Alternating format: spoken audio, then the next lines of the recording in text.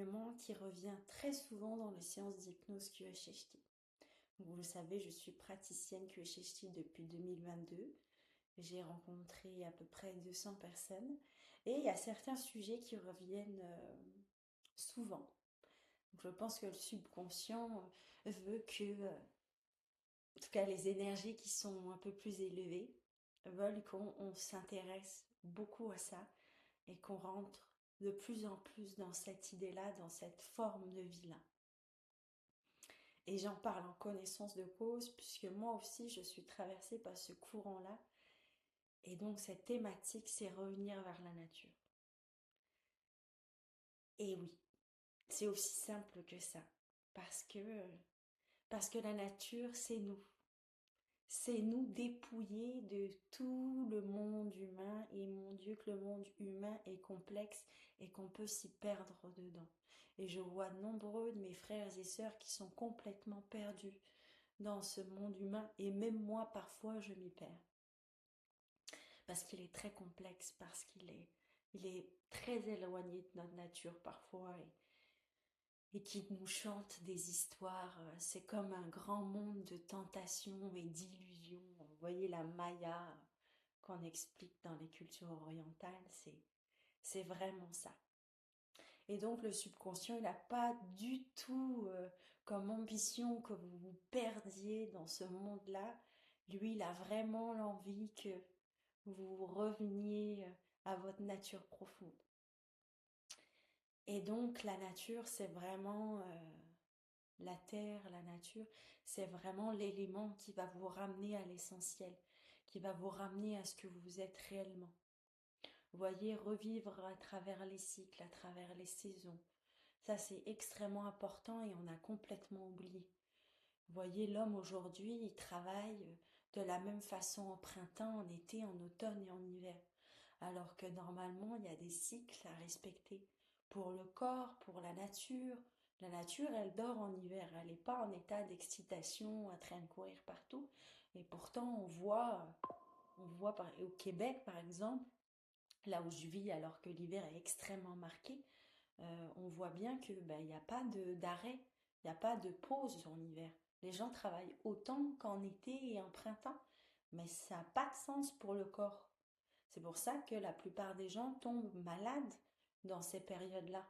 On voit beaucoup plus de maladies dans ces périodes-là parce qu'on n'écoute pas du tout notre corps et qu'on ne suit pas du tout le rythme naturel de la vie.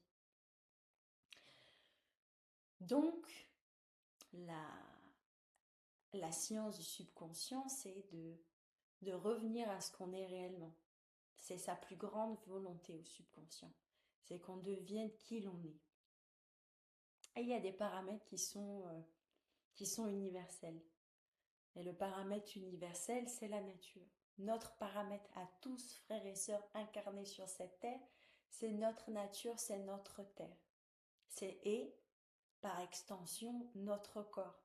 Parce que notre corps est fait de la même substance que la nature.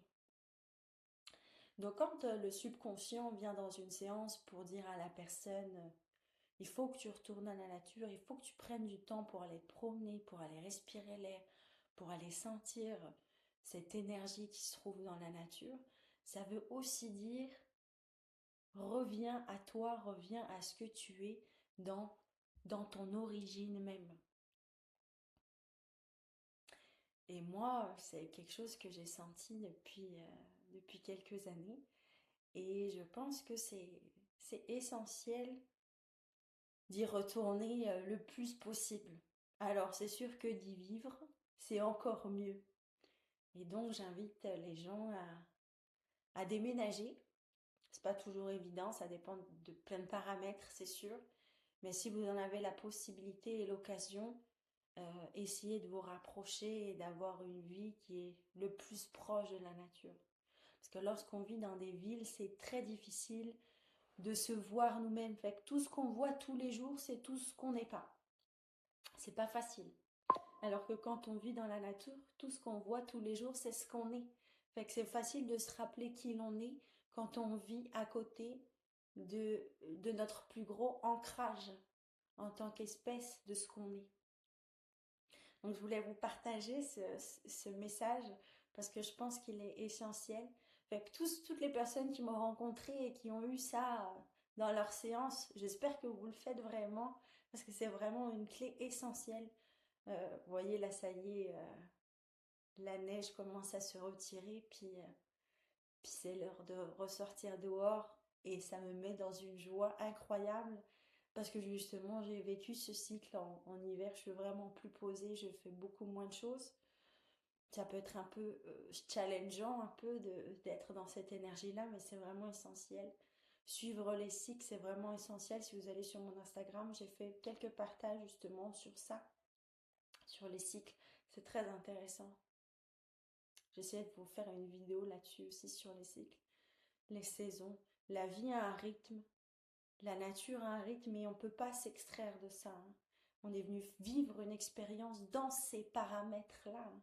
On n'est pas venu vivre une expérience en dehors de ces paramètres, hein. Fait que, n'oubliez pas, c'est essentiel. Et je pense que s'il y a tout ce regain d'énergie, puis d'observation, puis de contemplation des anciennes civilisations primitives, c'est parce que justement on manque dans nos sociétés cruellement de cette nature simple, très simple, connectée à la simplicité de la vie, de ces transformations, de ces cycles. Et quand on regarde par exemple le regard égyptien, c'était avant les prémices de l'Égypte, c'était vraiment ça, hein. C'était de vivre avec la nature. Ils vivaient avec le Nil, ses crues. Euh, les Mayas, c'était pareil. Les Incas, c'était pareil. Leur apogée était vraiment lié à leur connexion et à leur ancrage à la terre. Et la durabilité de cette société, c'était ça, hein. Fait que si vous voulez faire des choses qui sont durables dans votre vie, n'oubliez pas de toujours vous référer à la nature, hein. C'est essentiel. Et elle nous parle tout le temps, hein. Tout le temps, elle est toujours en communication avec vous, que vous le vouliez ou non. Mais c'est sûr qu'il y a des endroits où c'est plus évident que d'autres. C'est sûr que si tu vis en forêt versus tu vis en plein milieu d'une ville dans des tours hyper bétonnées, c'est plus ou moins évident d'être connecté à cette réalité-là. Donc n'oubliez pas que notre plus grand ancrage dans cette réalité, c'est la nature. Et le subconscient nous le rappelle souvent dans les séances d'hypnose. Fait que si on l'intègre, on passera à une autre leçon. C'est ça aussi qui est intéressant. Je vous souhaite une belle journée. Au revoir.